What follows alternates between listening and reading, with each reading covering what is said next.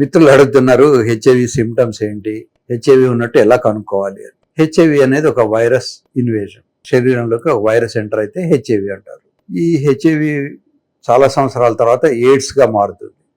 ఎయిడ్స్గా మారినప్పుడు మాత్రమే జ్వరం రావడము, మనిషి సన్నబడిపోవడము, తర్వాత కకెక్షి అంటారు, బరువు కోల్పోవడము, ఇవన్నీ జరుగుతాయి. హెచ్ఐవి ఉన్నంత మాత్రాన ఏమీ జరగదు. హెచ్ఐవి ఉందా లేదా అనేది కేవలం బ్లడ్ టెస్ట్ చేయడం వల్ల మాత్రమే మనకు బయటకు వస్తుంది. ఈ హెచ్ఐవి ఉన్న వ్యక్తితో సంసారం చేసినప్పుడు సంసారం చేసిన వ్యక్తి కూడా వచ్చే అవకాశం ఉంటుంది.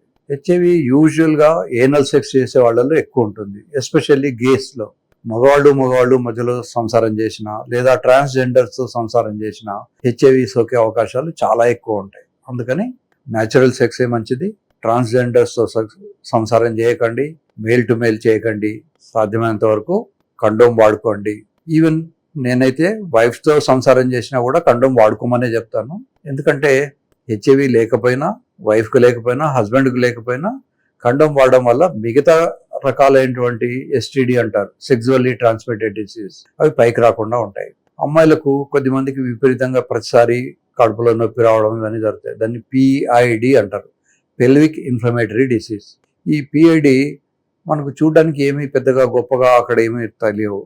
మనం సిటీ స్కాన్ చేసినా లేదా మిగతా వాటి చేసినా ఏమి ఉండదు, కానీ పేషెంట్కు సఫరింగ్ ఉంటుంటుంది.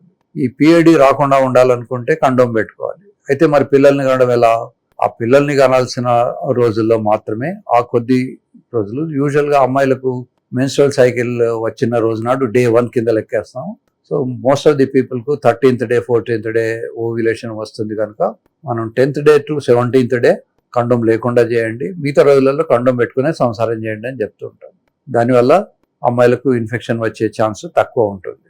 ఇన్ఫెక్షన్ ఎందుకు వస్తుంది అంటే శరీరంలో ప్రతి వ్యక్తికి కొన్ని రకాలైనటువంటి బ్యాక్టీరియాలు, వైరస్లు శరీరంలో ఉండనే ఉంటాయి. ఎస్పెషల్లీ తడి ఉండే జాగాల్లో ఎక్కువ ఉంటాయి.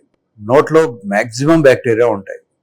అది జనాంగాలకు వచ్చేసరికి అక్కడ కూడా కొద్దిపాటి బ్యాక్టీరియా ఉంటాయి. హనీమూన్ సిస్టైటిస్ అని ఒక కండిషన్ ఉంది. అంతవరకు అబ్బాయి అమ్మాయి ఇద్దరు హ్యాపీగానే ఉంటారు. హనీమూన్కి వచ్చినప్పటి నుంచి అమ్మాయికి పొట్టలో నొప్పి రావడం, తరచుగా మూత్రం రావడం, జ్వరం రావడం ఇవన్నీ జరుగుతూ ఉంటాయి. అంటే ఇది ఎక్కడి నుంచి వచ్చింది అంటే హస్బెండ్లో ఉన్నటువంటి, మరి హస్బెండ్కు జ్వరం లేదు కదా, హస్బెండ్ బాగానే ఉన్నాడు కదా, సో హస్బెండ్ నుంచి వైఫ్కు, వైఫ్ నుంచి హస్బెండ్కు రావడం వల్ల ఒక్కోసారి ఇద్దరు పార్ట్నర్స్కు లేదా ఒక పార్ట్నర్కు అది వాళ్ళకు జ్వరం రావడము, నొప్పి రావడము ఇవన్నీ జరుగుతుంటాయి. సో ఆ బ్యాక్టీరియా ఆ శరీరంలో ఏ మాత్రము డ్యామేజ్ చేయకపోయినా కొత్త శరీరంలోకి వచ్చినప్పుడు ఆ బ్యాక్టీరియా వల్ల కొంత నష్టం జరుగుతుంది. కనుక అప్పుడు హనీమూన్ సిస్టైటిస్ అనేది అబ్బాయిలో రావచ్చు, అమ్మాయిలో రావచ్చు, లేదా ఇద్దరికి ఒకటేసారి రావచ్చు, లేదా ఒకళ్ళకి వచ్చినాక కొద్ది రోజులకు ఇంకొకళ్ళకి రావచ్చు. మొత్తానికి హనీమూన్ సిస్టైటిస్ అనేది ఒక కండిషన్. అలాగే సంసారం చేసినప్పుడు ఈ కాలంలో పెళ్లి చేసుకోవాల్సిన అవసరం లేదు. సంసారం చేయడానికి నా పేషెంట్లను అడుగుతాను, సార్ బాబు పెళ్ళి అయిందా అంటే లేదు సార్ పెళ్లి కాలేదు, ఎప్పుడైనా సంసారం చేసేవాడో చాలాసార్లు చేశాను అంటారు. ఇలా సొసైటీ మారిపోతున్నది. మారుతున్న సొసైటీకి అనుగుణంగా మనం కూడా మారాల్సి ఉంటుంది. డార్విన్ ఒక సిద్ధాంతం ఉంది, ఎవరైతే మారిపోరో వాళ్ళు నాశనం అయిపోతారు అని. సో మారడం అనేది జీవ లక్షణం. ఫర్ ఎగ్జాంపుల్ మనకు ముస్లిం ఇన్వేజన్ కన్నా ముందు మన తాతలు వీళ్ళంతా కూడా నెత్తి మీద షేవ్ చేసుకునేవాళ్ళు. మొన్నటి దాకా కూడా మనకు ఇండిపెండెన్స్ రాకముందు కూడా మనం పాత ఫోటోలు చూస్తే మగవాళ్ళందరూ కూడా, ఎస్పెషల్లీ మద్రాసులో నుంచి వచ్చే ఫోటోల్లో నెత్తికి ఒక తలపాగా, కోట్ వేసుకునేవాళ్ళు, కింద ధోవతి కట్టుకునేవాళ్ళు, కోర్టుల్లో లాయర్గా పనిచేసేవాళ్ళు, మిగతా వాటిలలో కూడా. సో పైన మాత్రం కోటు, కింద మాత్రం ధోవతి ఉండేది. అది తర్వాత స్లోగా మారిపోయి ఇప్పుడు మనం అందరం కూడా ప్యాంట్లు షర్ట్లే వేసుకుంటున్నాం. మనమే కాదు అమ్మాయిలు కూడా వేసుకుంటున్నారు, తప్పేమీ లేదు.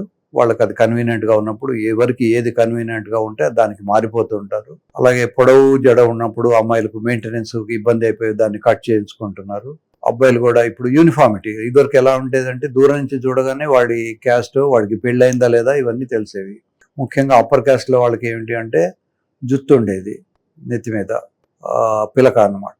తర్వాత మెడలో జంధ్యం అని ఒక థ్రెడ్ ఉండేది. ఒక థ్రెడ్ ఉంటే ఇంకా పెళ్లి కాలేదని, 2 ఉంటే పెళ్లి అయిందని, 3 ఉంటే వాడి తల్లిదండ్రులు చనిపోయారని, ఇట్లా దూరం నుంచి చూడగానే లావుగా కనపడితే ఎన్ని జంధ్యాలు ఉన్నాయని లెక్క చూసుకొని వాడి పెళ్లి అయిందా లేదా అని గమనించేవాళ్ళు. అలాగే అమ్మాయిలు కూడా కాళ్ళకు మట్టెలు వగేరా పెట్టుకునేవాళ్ళు.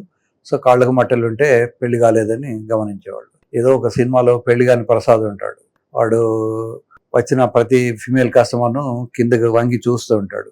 కాళ్ళ కనుక మట్టలు కనబడితే నాకు ఇవాళ టైం లేదు, తీరిక లేదు, వేరే కౌంటర్కి వెళ్ళమని చెప్తూ ఉంటాడు.